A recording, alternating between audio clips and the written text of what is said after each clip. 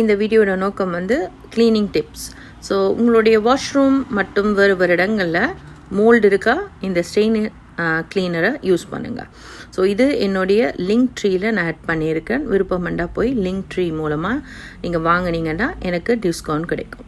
So அது மட்டுமல்ல, so உங்களுடைய வீட்டில் இருக்கிற சிங்கை நீங்கள் கழுவணும்னு சொன்னால் ஒரு ஸ்பாஞ்ச், விம், இதை நல்லா நீங்கள் வந்து அது ஃபோம் ஆகிற வரைக்கும் ஃபுல்லாக சிங் முழுக்க தேய்ச்சி கழுவணும். ஸோ அது மட்டும் இல்லாமல் கீழே இருக்கிற அந்த நாப் அதை கூட நீங்கள் கலத்திட்டு ப்ரஷ்ஷால் தேய்ச்சி கழுவணும். ஏன்னா அதில் இருக்கிற மஞ்சள், எல்லா வகையான ஊத்தைகளும் படிஞ்சிருக்கிறதெல்லாம் வெளியில் வரும். ஸோ இதே மெத்தட் தான் காமெட், அதாவது டாய்லெட் பாலில் இருக்கிற அந்த லிட் ஏரியாலையும் நீங்கள் ப்ரஷ் பண்ணி நீங்கள் கழுவணும்.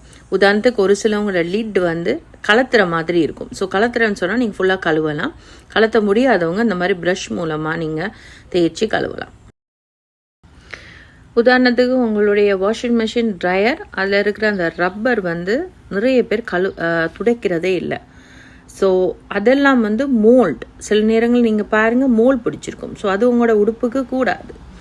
ஸோ நிறைய பேருக்கு அது தெரிகிறது இல்லை, வெறும் கண்ணாடியை மட்டும் துடைச்சிட்டு வர்றது. அதில் இருக்கிற ரப்பர் எல்லாம் நீங்கள் வந்து ப்ரஷ்ஷால் தேய்ச்சி நீங்கள் வந்து கழுவணும்.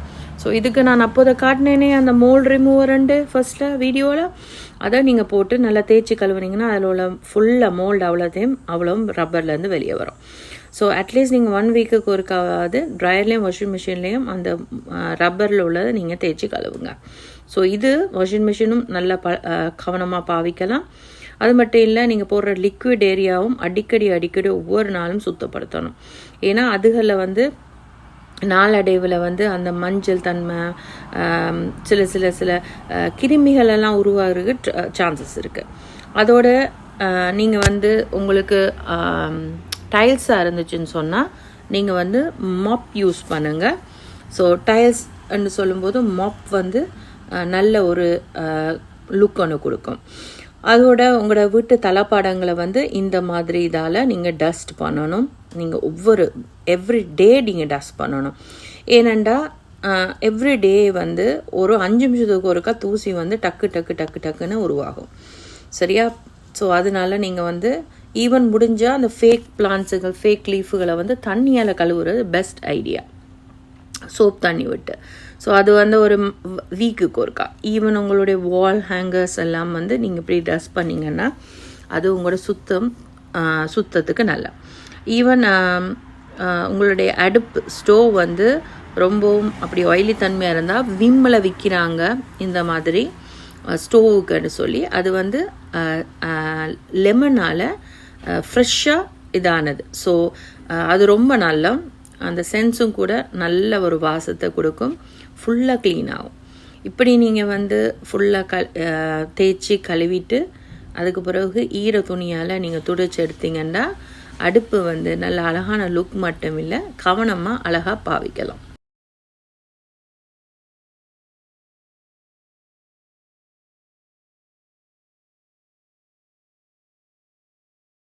உங்களோட ஸ்டோவில் உள்ள அந்த கிரில், அந்த கம்பிகள் வந்து இப்படி நீங்கள் அட்லீஸ்ட் ஒரு கிழமைக்கு ஒருக்காவது விம் அந்த க்ரீமால் நல்லா நீங்கள் ஃபுல்லாக தேய்ச்சி கழுவணும்.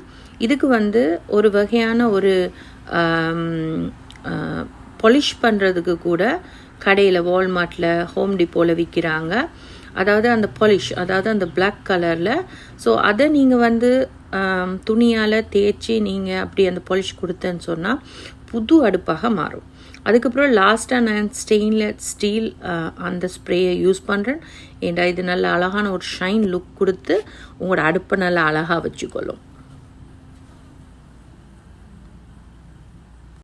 அதோட உங்களுடைய ஃப்ரிட்ஜ் வந்து ஸ்டெயின்லெஸ் ஸ்டீலாக இருந்துச்சுன்னு சொன்னால் நீங்கள் இப்படி ஸ்ப்ரே பண்ணிவிட்டு நீங்கள் எப்போவும் வந்து அதாவது சைட் வாக்கில் தான் துடைக்கணும். ஏண்டா எப்போவுமே வந்து எல்லா ஸ்டெயின்லெஸ் ஸ்டீல்லையும் சைட் வாக்கில் தான் அந்த கோடு வந்து இது பண்ணியிருக்கிறாங்க. சரியா? நீங்கள் மேலேருந்து கீழேருந்து மேலே நீங்கள் அப்படி தேய்ச்சிங்கன்னு சொன்னீங்கன்னா அந்த ஷைன் லுக்கும் போயிடும். ஒரு ஒரு ஒரு வித்தியாசம் ஒன்று தெரியும் நீங்கள் அந்த க்ளீன் பண்ணன்னு சொன்னால். அது வந்து ஒரு வடிவு லுக்கும் கொடுக்காது.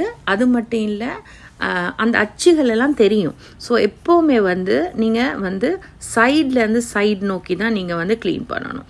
நான் இந்த வீடியோவில் காட்டுறேன். ஸோ அப்படி இப்படி இப்படியும் தேய்க்க வேணாம், சரியா? இப்படியே உங்களுடைய கை வந்து அப்படியே தேய்ச்சிட்டு போங்க. உங்களுக்கு லாஸ்ட்டாக நான் எண்டிங்கில் காட்டுறேன், பார்த்தீங்களா எவ்வளோ ஒரு ஷைன் லுக் ஒன்று தெரியுது. எந்த விதமான அச்சோ எந்த விதமான இதுவுமே இல்லை. ஸோ இப்படி நீங்கள் செய்கிறதால உங்களோட ஃப்ரிட்ஜு, உங்களோட டிஷ்வாஷர், உங்களுடைய அடுப்பு, எதெல்லாம் ஸ்டெயின் ஸ்டீல் இருக்கோ அது வந்து நல்லா வரும். அதுக்கு பிறகு நான் வந்து இந்த கவுண்டர் டாப் வந்து கிரனைட்டால் செய்யப்பட்டிருக்கு.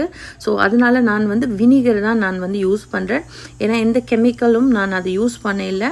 உங்களுக்கு அப்படி விருப்பம்னு சொன்னால் வினிகர் இல்லாமல் கிரானைட்டுக்குன்னு ஒன்று இருக்குது, அது ஒரு ஷைன் லுக் ஒன்று கொடுக்கும். ஆனால் பட் வினிகர் வந்து எப்போவுமே நேச்சுரல். அது ஒரு கனகாலத்துக்கு உங்களுடைய அந்த கவுண்டர் டாப் வந்து பாவிக்கலாம். மற்றது என்னன்னு சொன்னால், உங்களோட ஹார்ட்வுட்டுன்னு சொன்னால் நிறைய பேர் என்ன செய்கிறதுன்னா தண்ணியை போட்டு மொப்பால் இது பண்ணி கழுவுறது. ஒரு நாள் அந்த தப்பை செய்யாதீங்க. ஹார்ட்வுட்னு சொன்னால் அதுக்குன்னே இந்த மாதிரி ஒரு மொப், அதாவது வந்து ஸ்ப்ரே பண்ணுற இந்த மாதிரி மொப் ஒன்று விற்கிறாங்க. ஸோ இது வந்து அளவான தண்ணியை கொடுத்து அந்த கீழே இருக்கிற அந்த ஃபார்ம் வந்து அந்த இதில் இருக்கிற எல்லா தண்ணியும் உறிஞ்செடுக்கும். இது உங்களுடைய ஹார்ட்வுட்டை கண்ண நாளைக்கு பாதுகாக்கும், மோல்டு வராமல் பாதுகாக்கும். ஸோ ப்ளீஸ் நீங்கள் உங்களில் ஹார்ட்வுட் இருந்தான்னு சொன்னால் மொப்பால் தயவு செய்து மொப் பண்ணாதீங்க. அது என்ன செய்யும்னா அவ்வளோ தண்ணியும் அது கீழே போய் உங்களுக்கு மோல் கொடுக்கும்.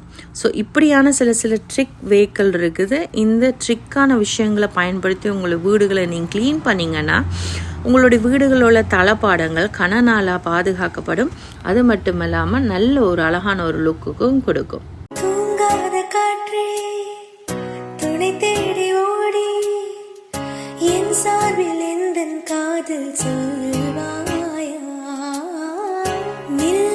காற்று சொல்லாத தோழி, நீயாக வந்தன் காதல் சொல்வாயா? உள்ளே என்னால் ஆரம்பானது, முன்னால் இங்கு ருதுவானது. நான் அதை சோதிக்கும் நாள் வந்தது. தன்னன்னானதா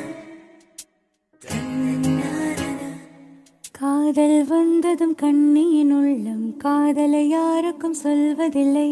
புத்தகம் மூடிய மயிலிறகாக புத்தியில் மறைப்பால் தெரிவதில்லை. நெஞ்சே என் நெஞ்சே